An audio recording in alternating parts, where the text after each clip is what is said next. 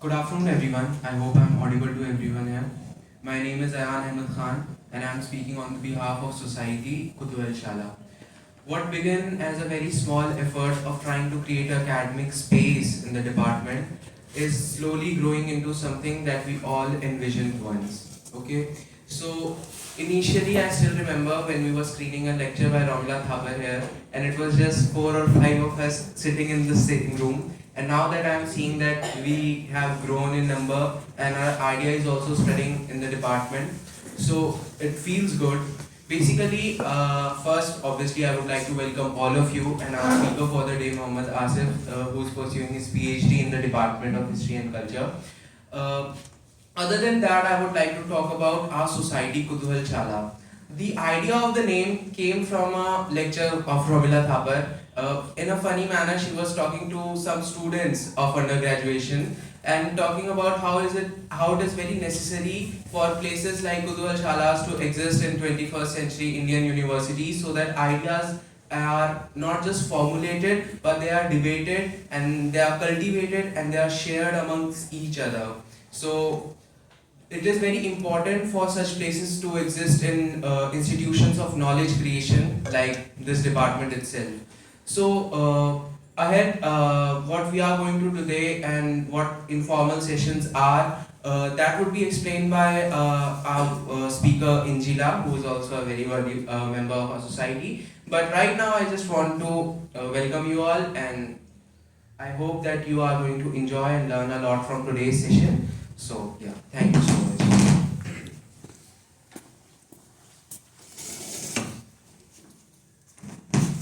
Very lovely afternoon to all of you. I cordially welcome you all on behalf of our society, Kutuhalaśālā. I am Injila Mukhtar and I am from Department of History and Culture, Jamia Millia Islamia.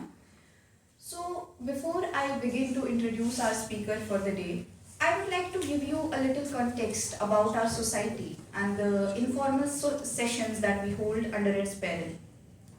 You know, it was not really an easy task to establish this society in this discipline, that is history. Because from the very beginning, since the inception of this society,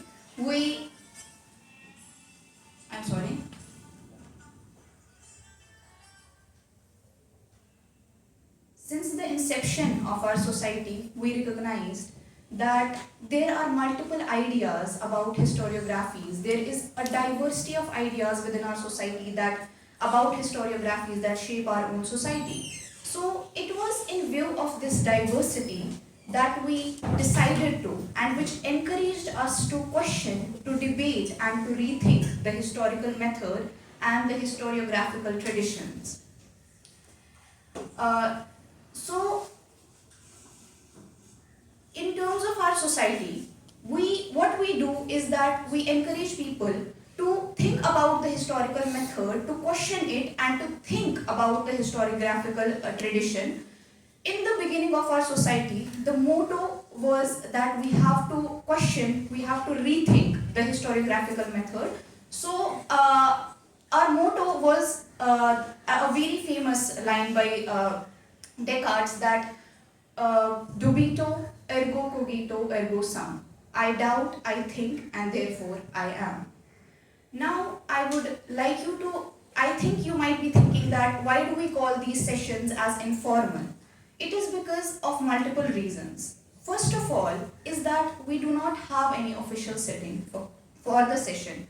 Second is that we do not only interact and ask questions of the speaker, but we also interact and ask questions from other people sitting in the session. And last but not the least, we give equal importance in terms of time to the speaker, to our lecture, and also to the Q&A and the interactive session.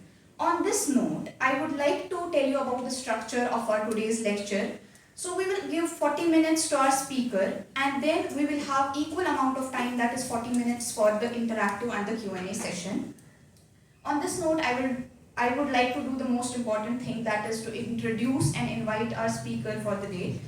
Mr. Asif is a PhD research scholar in the Department of History and Culture, Jamia Millia Islamia. His areas of interest include modern history, religion and identity formation with special reference to identity formation, and sacred geography in Kashmir. I always say that I love people who love history, and I have talked with Asif bhai in multiple settings that are more informal than this. So I hope and I believe that when you leave this session, you will have something to remember forever. So with that note, I would like Asif bhai to begin with his lecture. Thank you. Thank you, Angela, and thank you, Kutuhalaśālā, for having me here. So, yes, I'm not a good speaker or orator or learned person, but I must thank you for giving me opportunity to initiate somewhere where what I'm supposed to do for the rest of my life, I believe. So, we today are going to have a discussion about Marc Bloch and his historian's craft. That is a book he wrote in 1940s, but was published after he was killed by the Nazis in 1944. So I will begin with the quote of E.H. Carr, What is History? It is possible to answer. I will begin with the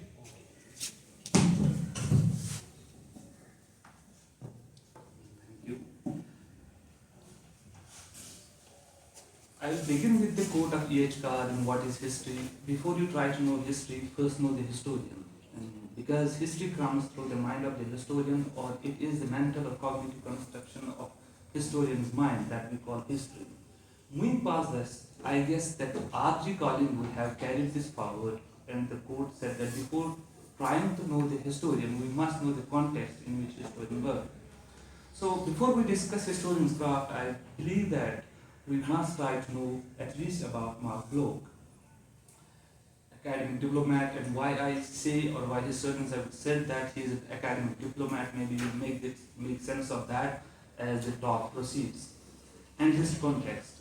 Coming from the co-founders of Analyst School of Thought of France in 1930s, Marc Bloch resisted the two world wars in defense of France, but could not survive the Second World War was persecuted by the Nazis in 1944. Bloch was coming from a family of academicians. His father, the historian of ancient history and grandson of school principal, and a great-grandson of combatant in French Revolution. Marc Bloch was a captain in French resistance army and had first-hand experience of lived realities and its relationship with his subject matter we call history. Here he began to isolate, as a soldier in army, he began to isolate the psychological factors that attended the chaotic historic turning points. He recognized both in himself and others the tendency to remember events unreliably. In his Memoirs of War, he wrote that he was stuck to recall, I quote, a discontinuous series of images, vivid in themselves but badly arranged, like a reel of motion picture film containing some large gaps and some rehearsals of certain scenes. After war's end, First World War, Marc Bloch which resulted in the victory of France and its allies. Marc Bloch received teaching appointment at the University of France, which was back then called University of Strasbourg, which opened officially in 1919. Bloch thus underwent a major development as a mature historian, historically thought locus. The brand new University, Strasbourg, offered Bloch a kind of blank canvas upon which he could experiment freely with his idealistic and innovative notions about joining many disciplines under the umbrella of so-called human sciences. Bloch, rapidly known as Strasbourg, is a dynamic and sometimes intimidating teacher who stressed the importance of processes, of making history over the mere mechanical accumulation of facts, favored by his German predecessors, who belonged to either the positivist school of thought or that of Marxist school of thought. It means before Marc Bloch, there were already two schools of thought established in the historical writings. One were the positivists and the other were the Marxists. If positivists focused on the empirical study of historical events, focusing on the facts with observation and not rationality, least with intuitive imagination. The other was Marxist school, which focused on little more than the events to structure, with particular and reductive focus on economics, and came to believe that all history hitherto has been the history of class struggle. And if there were already two schools of thought existing, so what contextualized the school of thought that was co-founded by Marc Bloch, that we call analyst school of thought. So let's have context of the analyst schools of thought. What was happening in society, what was happening in economy, and what was overall happening in that atmosphere of in that time that initiated or actuated the analyst school of thought. The decade of 1920s witnessed two paradoxical developments in France. The First World War had ended and its formal conclusion had occurred at Versailles, near Paris, under the presidency of French Prime Minister Clemenceau.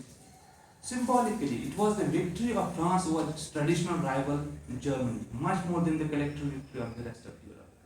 The second incident, which led to the revision of disciplines across social sciences and humanities, was the outbreak of the Great Depression. The Great Depression of 1929 was a worldwide economic collapse that began with the US stock market crash in October 1929 and quickly spread across the globe. Banks failed, businesses shut down, and unemployment reached historic highs, leaving millions without income or security. Caused by speculation, weak financial systems, overproduction, and shrinking global trade, the depression reshaped economies and societies everywhere. Recovery began slowly in 1930s, supported by government interventions like New Deal and was ultimately accelerated by the economic mobilization for World War II. History too fell short in proving anything good in that dire need of crisis. So, as a co-founders of journal, Bloch and Lucien Febvre shared many of the same goals, including shift away from the political history. That was the trend with the positivists, and a little bit more than that with the Marxists. The inclusion of social science in history, the use of precise and clear language, and the study of mentalities. However, the two historians were also importantly different, as they preferred to focus on the history of ideas, eschewed experimental methodology, whereas Bloch turned attention increasingly towards economic history and grew even more bolder about incorporating controversial methods. So the inaugural editorial of the annual journal, read like that. The editors movingly emphasized the necessity and belief of what later came to be interdisciplinary research, as one remained firmly grounded in one's own discipline.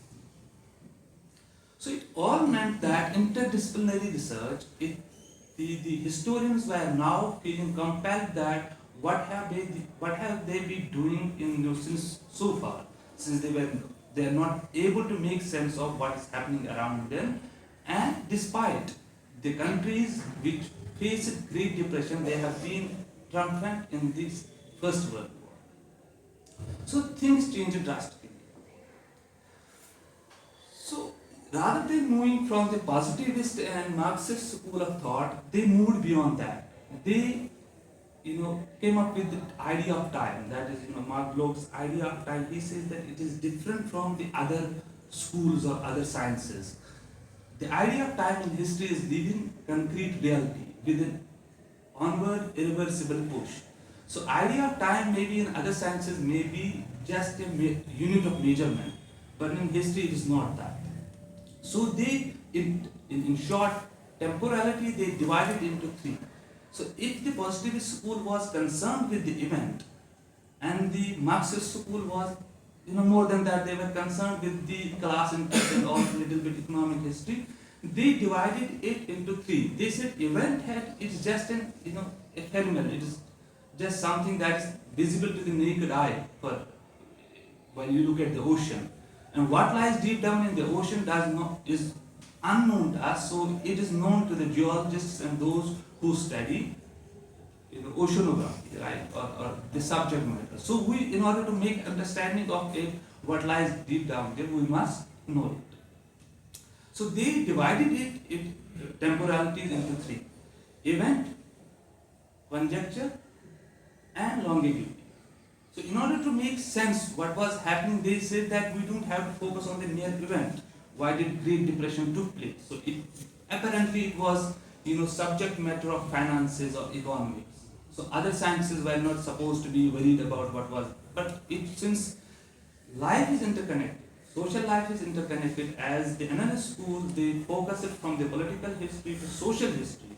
They thought that everything is connected. So we must study everything in its totality. There comes then another concept that we call total history or true history. True history, by total history and true history, they don't mean that it is history which doesn't have any point of improvement. Rather, it is history which encompasses all the things that are out there. The event was like a surf in the ocean, ephemeral and therefore insignificant. The real movement in the ocean was invisible to the naked eye, below the surface. This was the anthropologist and geographer's felt, was ignored by the historian.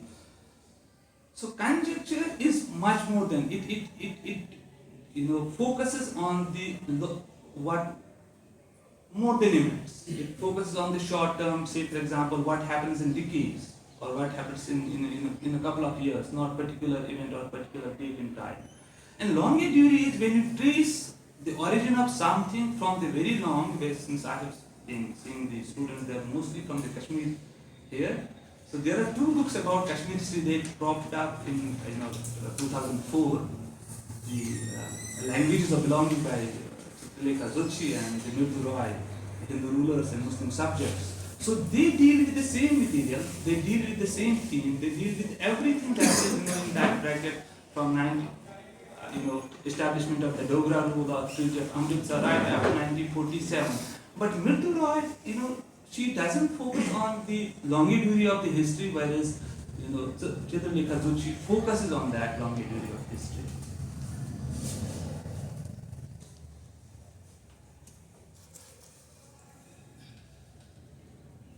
So, coming down to this now, I will focus on particularly the idea of history of Marc Bloch. So, he consistently, in first chapter, especially I have been that we need to talk about the first chapter. In that first chapter, he says that men fail every time to change their vocabulary when they change their habits.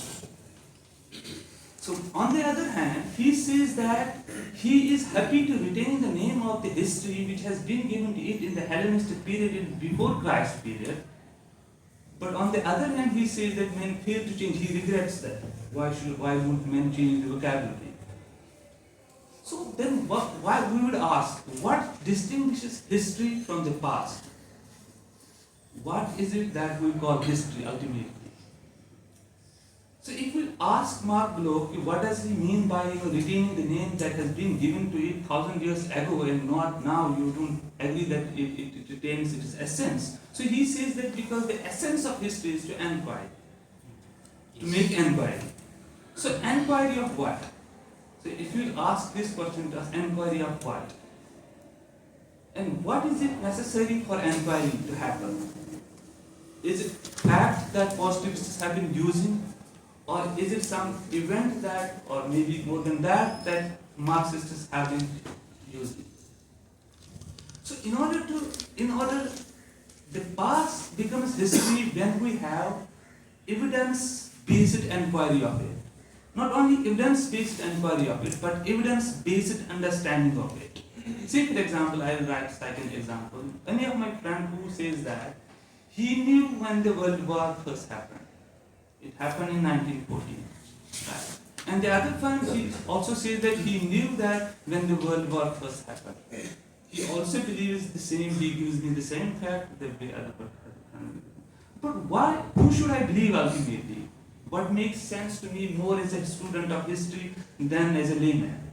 Say for example, if my friend says that he read it from the book that they call Lucien, this is maybe competitive exam people they read it. And someone else he says that I read it from the Jain and Mathur, I read it from the some historian, he said, say for example, Neil Ferguson or someone else. So I have a different reason now to believe in one and not to believe in another.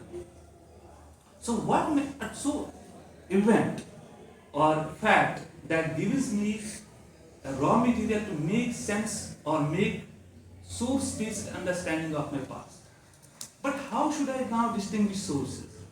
This is one example where maybe, where one friend comes up with a fact and he cites the source for, say for example, Pratyoka Darpan, and another friend comes that he is related from the Sumit Sarkar's modern India. So I have believed that if I need to now, as a student of history, go with the Sumit Sarkar's modern India, and that is where my understanding comes.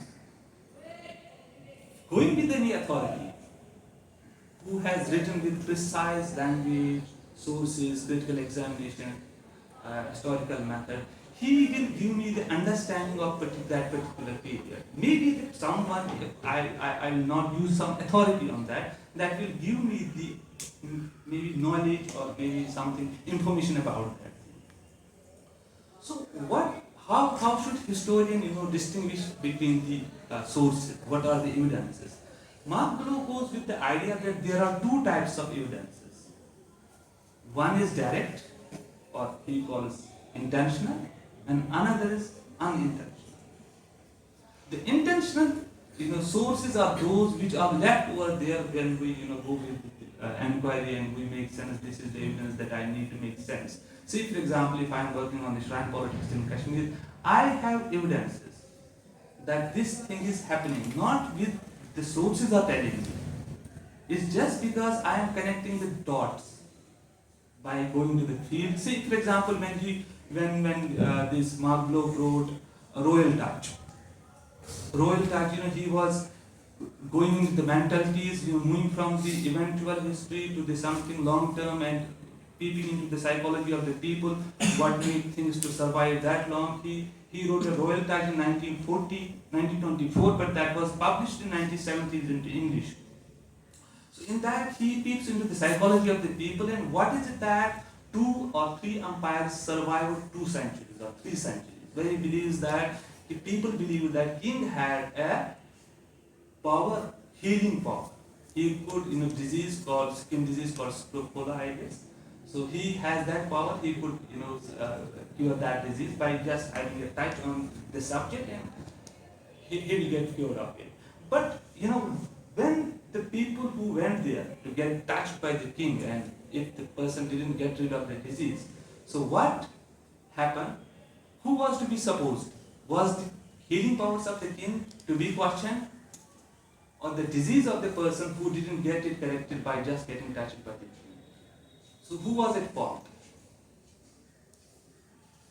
So that then becomes another hypothetical question. So Marc Bloch says that no, the so popular mentalities are so powerful that it wasn't believed that king doesn't have the healing powers. It was believed that the person who was supposed to get that healing touch was not pure in his intentions to get relieved of that disease. So that is what went into making of the mentalities. The intentional sources, we can use this imagination by saying that these are the unintentional sources that we locate. So I guess coming from the positivist and then to the Marxist and then to the analyst school of thought, they came up with another methodology to go with making sense of history is causation. And before, I don't think that before analyst school of thought there was any concept of causation in history. And Marc Bloch consistently in his historian's craft makes reference to the positivist historians or positivist scholars. So he in a way was Marc Bloch was crossing all the limits of, rather than going to what went wrong with outside world, he revisited his own methodologies, the subject to matter properties methodologies, to make sense, to make it more expanding, so that we can locate what is it in the same way. If the people believe that it's not the king who is not having healing power, is the person, is the diseased person who went there, he didn't went with pure intention. So same way, it was the self-introspection for the subject of history that led into change in its methodologies. I guess we should stop here, and did I get the 14 minutes? Yes, if you want to share more. Maybe in discussion session we'll come up with that. Okay. Because I am not, I have made my presentation, but I. Oh no, that's fine. That's completely fine.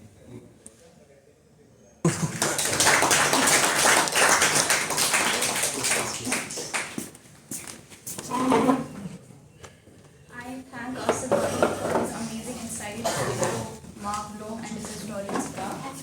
Now I would request all of you that we are holding a Q&A and interactive session. You can ask questions from Asif bhai and you can also ask questions to each other, and Asif bhai can maybe ask questions of you, and we are going to keep this session really informal and really casual.